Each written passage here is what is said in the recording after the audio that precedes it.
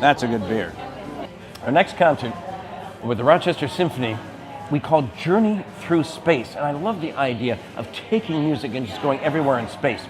They say, I think Trekkies do, that space is the final frontier. Well, it was also the final frontier for composers, because about 200 years ago, when composers started writing music that told stories and described places and told about people, they did mountains, and they did streams, and they did lakes, and they did emotions, and they did stories of women and stories of men. They didn't do stories about space. Not very much. That all ended about a century ago when Gustav Holst, and I love that name, Swedish name, very Swedish, but he was very much an Englishman, came from Swedish stock. Gustav Holst, who wanted to be a concert violinist but developed a problem with nerves in his right arm, couldn't play anymore, became a composer, teaching at a girls' school in a suburb of London, and becoming sort of a mystic. A theosophist, he called himself, kind of a weird guy who loved to compose in his time off, and he wrote a piece called The Planets. 7 pieces actually called The Planets. Now, he didn't do Earth, we lived there. Pluto hadn't been discovered yet, whether it was a planet or not, we're not sure, but he did all the other planets.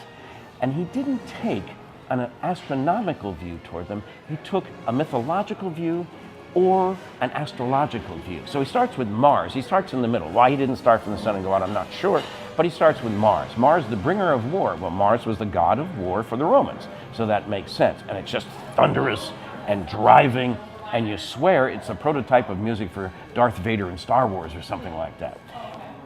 Then he goes to Venus. Well, he doesn't base Venus on mythology as he did Mars. Venus then would be love. No, Venus is the bringer of peace.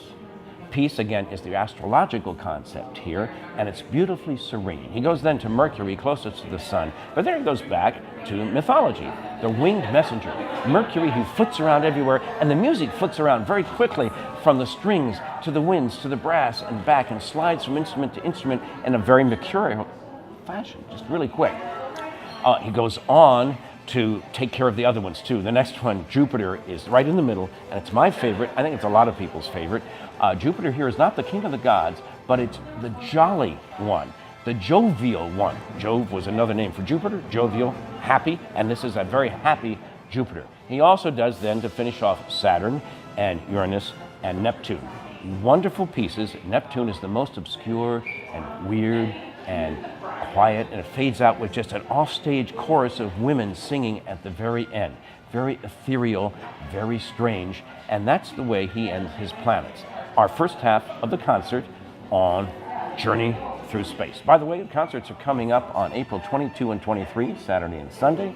Saturday at 7:30, Sunday at 2, both at Lourdes High School. I'll tell you about tickets later on. We do the second half in a very different mood, shifting back and forth. Carl Nielsen of Denmark was fascinated with the southern climes. His wife went to study art in Greece, so he went along too. He would spend the day up in the Acropolis near the Parthenon, looking out the Aegean Sea. He loved what he saw.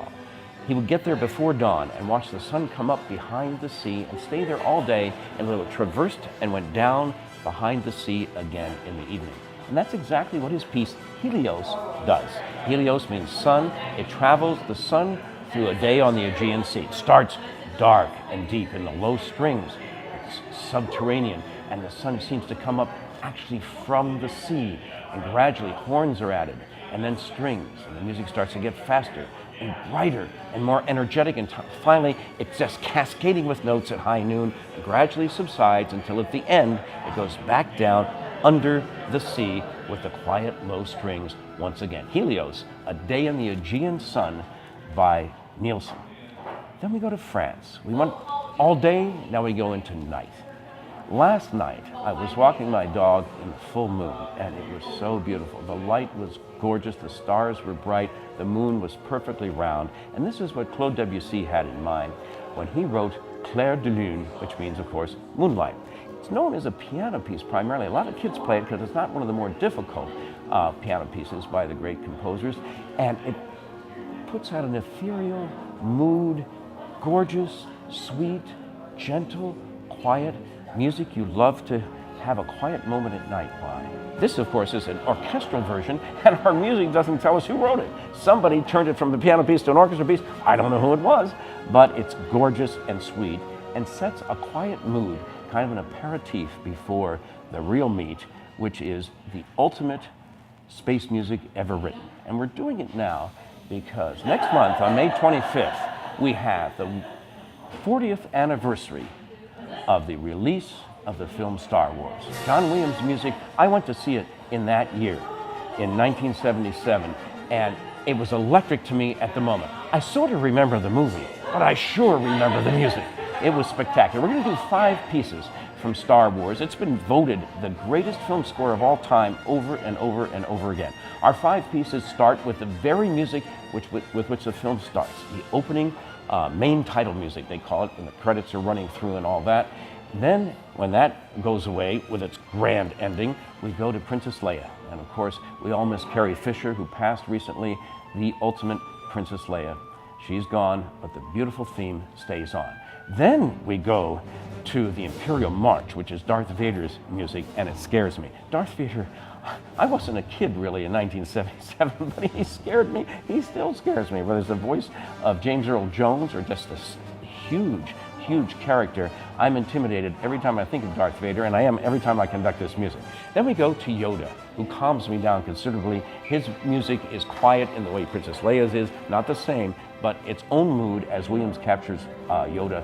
And then finally, we go to the throne room at end title, the music with which the film closes. Now, we've done Star Wars music in concerts before, but whenever we did it before, we did it in an arrangement, very good arrangement, but arrangement by someone else.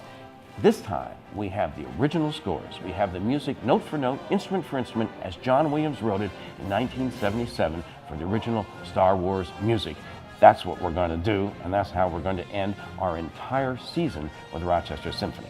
That's Journey Through Space. It's Saturday, April 22nd, yes, and Sunday, April 23rd. 7:30 on Saturday, 2 o'clock in the afternoon on Sunday. Lourdes High School is the place. Come a little early, get your tickets there. Check us out on rochestersymphony.org to find tickets there, or give us a call at 28-MUSIC and take your own journey through space. Hey, it's going to be fun. Cheers.